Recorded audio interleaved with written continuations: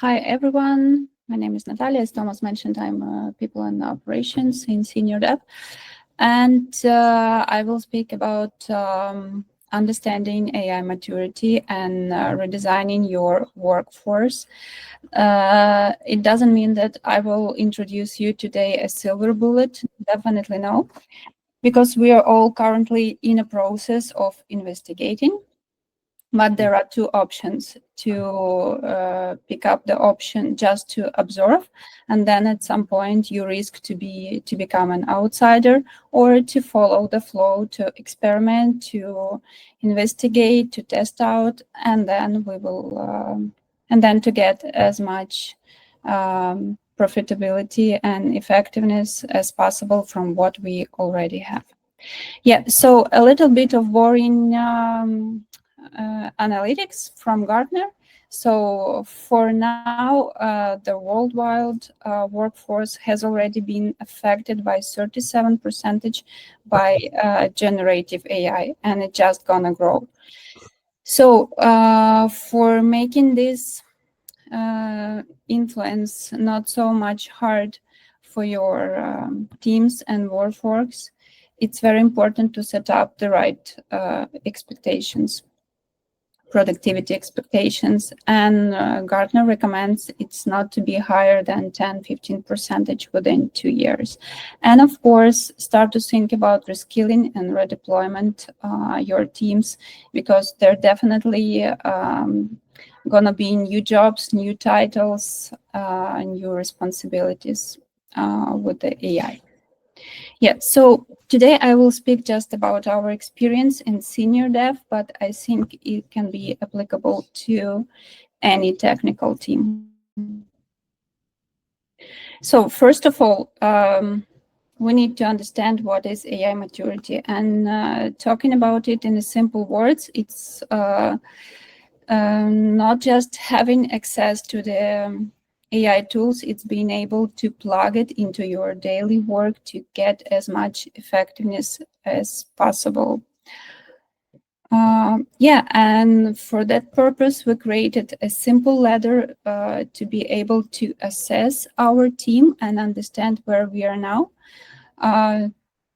So it looks like that. So from level 0, where we know nothing about even what ChatGPT is, down to level 6, when we are talking about strategic things, operations with ML, understanding how the language models work under the hood, and being able to align it with your business goals.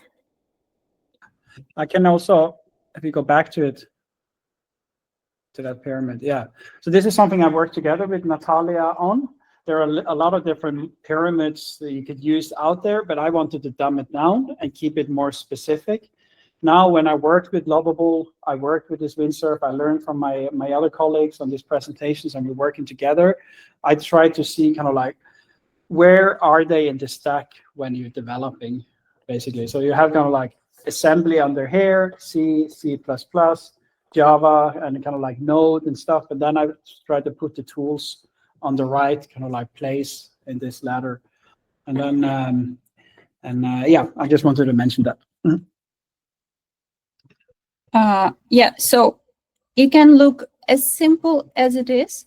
And it just, what we do, we talk with our developers, we get the data, we understand where we are now, what are our strengths right now and how we can use it, where do we have gaps and how we can improve it. And this simple data can transform into a roadmap. So for example, we know that most of our guys, they're currently applying tools like Windsurf, Claude, Cursor AI. So let's call it AI coding. And we understand that next levels for these guys can be AI tools integration in a product, and then starting learning their ML foundations, for example. But again, on each step, we need to align it with the business needs. For example, for some projects, we need this understanding how ML works. For others, just applying the AI tools would be enough. Depends on which goals we would like to get. Yeah, but as I said, understanding, assessing, creating roadmap.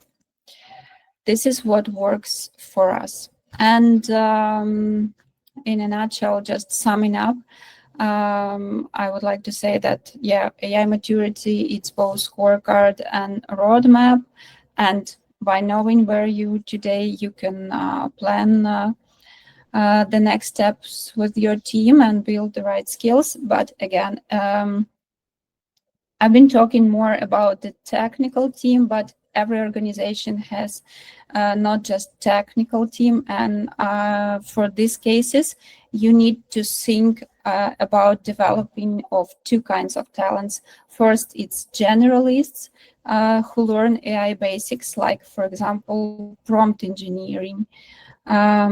And this can become a very powerful tool for daily tasks like business analysis, support tasks, and so on.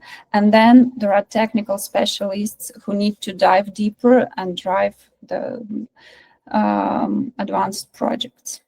Yeah, and of course, from organizational part, it's very important to create the right environment, to go through awareness of your team, to provide the right amount of information, to create the, so to say, sandboxes, safe environment where your team can experiment and apply the tools, create knowledge corners with your own efforts, or having the third parties for the help, like Microsoft or Coursera or whatever. Yeah, and then start to get as much as it's possible for your business. Yeah, and just a short slide extending this topic. So we also prepared some information what we can start with for learning and improving AI skills. And currently it's 4 main directions. So books, we still read them. They exist. Libraries and frameworks. For example, if you would like to start with something, think about LangChain, Light LLM, Crew AI. Then stay updated with emerging models such as Llama, Mistral, and Perplexity. And of course, adapting the AI landscape. For example, for AI inspiration, yeah, I'm not sure I can pronounce it right. Anthropic artifacts, yeah, you can look on this one. And actually, this topic will be highlighted more in details on our next event by our colleague. So you are all very welcome if you are interested in. And that's actually it from my side.